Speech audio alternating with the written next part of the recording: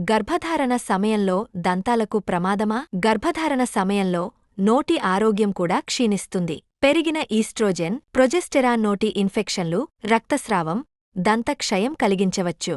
ఈ కాలంలో 70% గర్భిణీల దంతాలు ఉబ్బుతాయి. గర్భధారణ సమయంలో స్త్రీ నిరంతరం వాంతులు చేసుకుంటే దంతాల ఆరోగ్యం ప్రమాదంలో పడుతుంది. ఎందుకంటే వాంతుల ద్వారా బయటకు వచ్చే కడుపులోని యాసిడ్ దంతాలమీద ఉన్న పూతను కరిగిస్తుంది. ఇది దంతక్షయానికి దారితీస్తుంది. ఈ కాలంలో పళ్ళు కొన్నిసార్లు కదులుతాయి. దీనికి కారణం రిలాక్సిన్ అనే హార్మోన్. ఈ హార్మోన్ శరీరంలోని అన్ని కండరాలు, కణాలను రిలాక్స్ చేసి ప్రసవం సులువుగా కావడానికి కారణమవుతుంది. నడుము, యోని మార్గాల్లో కండరాల సడలింపు అవసరం అయినప్పటికీ శరీరంలోని ఇతర భాగాలలో కండరాల సడలింపు అంత తేలిక కాదు.